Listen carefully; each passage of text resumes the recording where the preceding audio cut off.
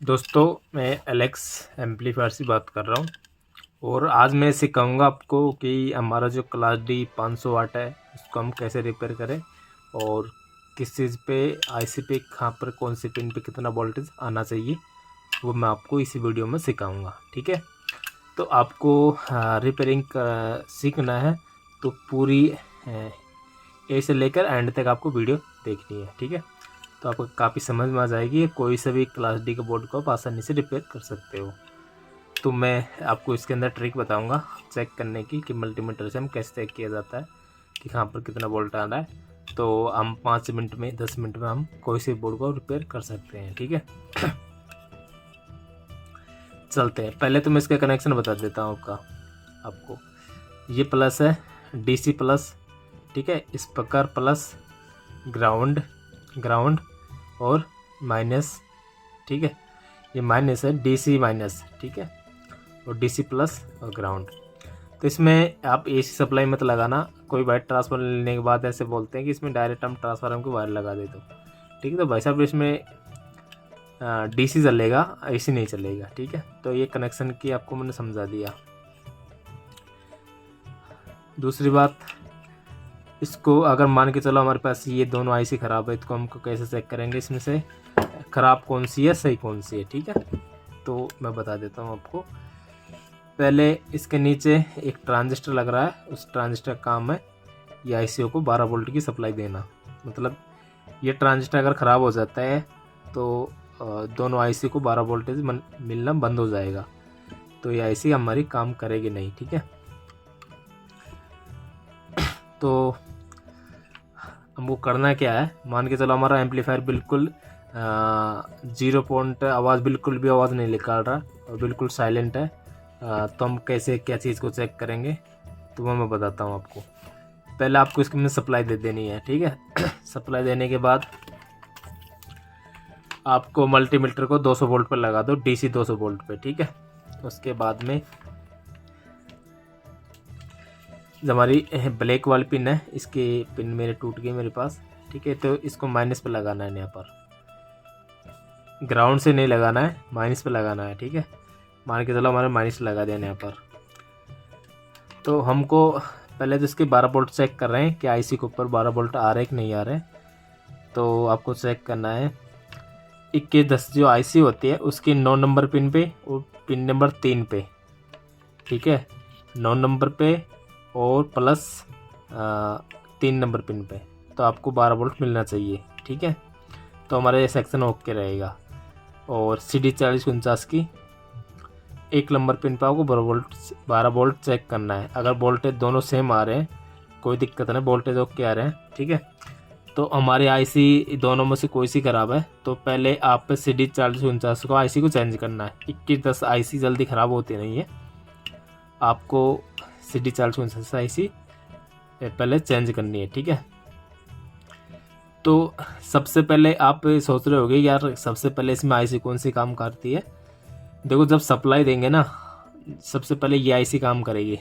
ठीक है, ये आईसी काम करेगी, जब हमारी 2110 आईसी काम करेगी, उसके बाद में यहाँ से फीडबैक बनता है वापस 10 के से वापस हमारे TL071 के अंदर जाता है। तो TL71 जब तक फीडबैक नहीं बनेगा, जब तक आईसी हमारे ये भी काम नहीं करेगी, तो इसमें फीडबैक आएगा, उसके बाद में हमारा बोर्ड चालू होएगा। तो ये सिग्नल हमारी इसको देगी, फिर ये सिग्नल हमारी इसको देगी। ठीक है, तो सबसे पहले ये स्टार्ट होती है क्लास डी के अंदर। ठीक है, इसका ग्रेड बनता है सबसे पहले। तो सबसे पहले आपको इस आईसी को चेंज करना है। अगर ये आईसी ज़्यादा कर ये आईसी ख़राब होती है CD 4049, तो ये तो तरीका एक तो ये है। ठीक है, चेक करने का। दूसरा तरीका ये है कि आप बोर्ड में वोल्टेज देने के बाद आईसी पे आप हाथ लगाना। अगर जो सी आईसी ख़राब हीट गर्म हो रही है, समझ लो वही आईसी ख़राब है, उसको चेंज कर देना है। ठीक है, तो एक चेक करने का तरीका ये हो गया। और दूसरी बात, ये दो आईसी है, दोनों TL71 आईसी है दोनों। ठीक है, तो इसको चेक कैसे करना कि ये बाई चांस से ख़राब होती नहीं है। ये 1% चांस रहता है इसका ख़राब होने का 100 में से। ठीक है, 100% में से 1% चांस होता है इसका ख़राब होने का। जिसको चेक कैसे करना है, हमारा मीटर को 200 वोल्ट पे रहने दो और इस पिन को ब्लैक वाली को लगा दो ग्राउंड पे यहाँ पर, ठीक है। फिर इसको ग्राउंड लगाने के बाद आपको करना क्या है,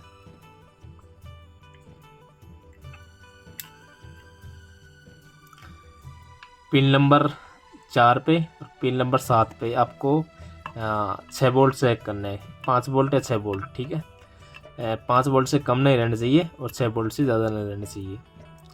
तो अपने मान के चलो आपका 6 वोल्ट आ रहा है यहाँ पर, और इस पर भी 7 नंबर पे 6 वोल्ट आ रहा है और 4 नंबर पे 6 वोल्ट आ रहा है, ठीक है।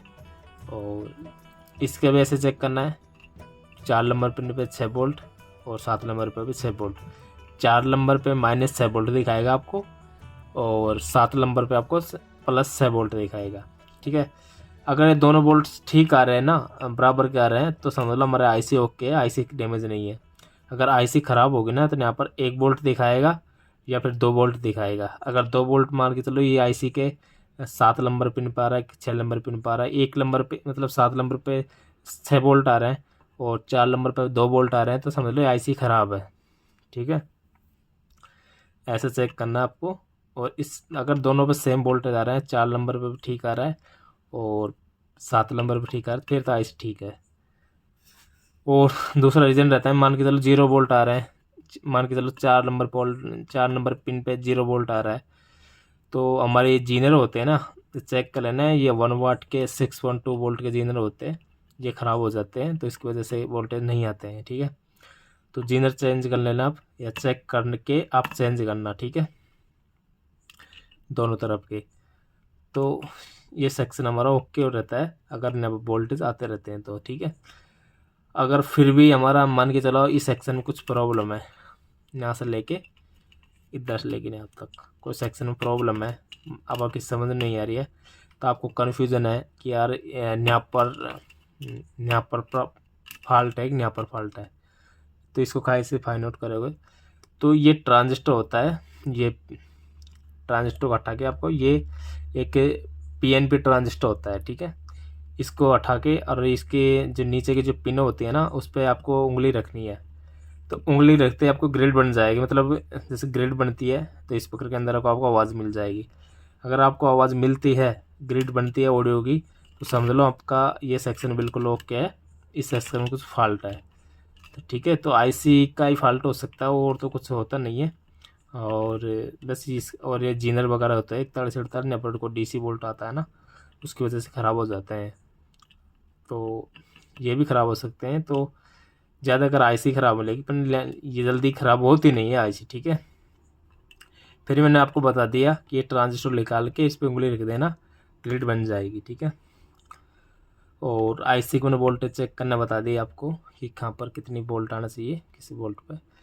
और हमारे बोर्ड में ज़्यादातर फॉल्ट होने वाली चीज़ ये होती है, मान के चलो हमारे जीनर है 12 वोल्ट का, ये भी 12 वोल्ट का ही है। कभी भी बाई चांस हमारा ट्रांजिस्टर होता है जो ख़राब होता है ना, तो ये पूरे जो वोल्टेज होते हैं, मतलब मान की सप्लाई हमारे 50 की सप्लाई आ रही है इधर से डीसी, तो उसी सप्लाई को कलेक्टर से लेके इन्वर्टर की तरफ दे देता है, तो हमारे आईसी में वही 50 वोल्ट आते हैं। तो उस टाइम पे क्या होता है, ये जीनर है ना, ये शॉर्ट करता है, ये 12 वोल्ट का ही है। अगर 12 वोल्ट से ज़्यादा सप्लाई हमारे आईसी में आएगी, उससे पहले सेंस करेगा और ये शॉर्ट हो जाएगा, तो ट्रांजिस्टर को ख़राब कर देगा, लेकिन आईसी दोनों को सेफ रखेगा, कोई दिक्कत नहीं आएगी। एक तरीके से प्रोटेक्शन है, ठीक है, आईसी के लिए, इसलिए यहाँ पर लगाया गया है इसको। और ये जीनर है जो सप्लाई को रेगुलेट रखने के लिए लगाया गया है इसको, ठीक है। तो सबसे पहले अगर बोर्ड में कोई भी आवाज़ नहीं आ रही है, तो दोनों जीनर को आपको चेंज मतलब चेक करना है, इसको दोनों को 12 वोल्ट के हैं, अगर ख़राब हो तो 12 वोल्ट का आप दूसरा लगा लो, ठीक है। तो ये बात है, और ऐसी कोई दिक्कत आती नहीं है बोर्ड के अंदर, ठीक है। तो आपकी समझ में आ गई होगी कि कैसे क्या रिपेयरिंग करना है आपको। और कभी कभी क्या होता है कि एक मॉसफेट ज़्यादा गर्म रहता है और एक ठंडा रहता है और एम्पलीफायर बोर्ड चलता रहता है, तो उस टाइम पे आपको करना क्या है, हमारे जो गेट वाले पिन होते हैं उस पर एक तो 33A और 4148 जे के जीनर डायोड लगा रहता है। तो वो जीनर डायोड हो ना, वो चेंज कर देना आप, ठीक है। मान के चलो ये मॉसफेट हमारी हिट हो रहा है, तो इसकी लाइन पकड़ लेना गेट वाली। तो उस पर एक जीनर लग रहा होगा जो 4148 है, IN, ओ सॉरी 1N 4148, ठीक है। तो वो आप चेंज कर देना उसको, तो हमारे मॉसफेट की जो फॉल्ट होती है वो ठीक हो जाएगी, ठीक है। तो ये बात ज़्यादा इसमें कुछ क्लास ए बी की तरह ज़्यादा माथा फोड़ी करने की ज़रूरत नहीं है, नहीं इसके अंदर तुरंत रिपेयर हो जाएगा, 10 मिनट के अंदर आप रिपेयरिंग कर सकते हो, ठीक है, कोई दिक्कत नहीं आती है। और यहाँ पर ये NPN ट्रांजिस्टर है 100 वाट तक के, तो यहाँ पर आप 100 वाट का ज़रूरी नहीं कि 51-98 लगा सकते हो, दूसरा भी 100 वाट तक का 5200 भी लगा सकते हो। मिनिमम 100 वाट तक का ट्रांजिस्टर यहाँ पर लगाना ज़रूरी होता है, ठीक है। उससे ज़्यादा अगर 150 वाट का लगाते हो 5200 तो वो भी चलेगा, कोई दिक्कत नहीं आएगी। तो मेरी वीडियो आपको काफ़ी पसंद आई होगी, क्योंकि मैंने बोर्ड के अंदर आपको काफ़ी जानकारी दी है। और अगर पहली बार यूट्यूब चैनल को देख रहे हो तो चैनल को सब्सक्राइब करें और वीडियो को शेयर करें और लाइक करें, ठीक है। मिलते हैं हम नेक्स्ट वीडियो के अंदर।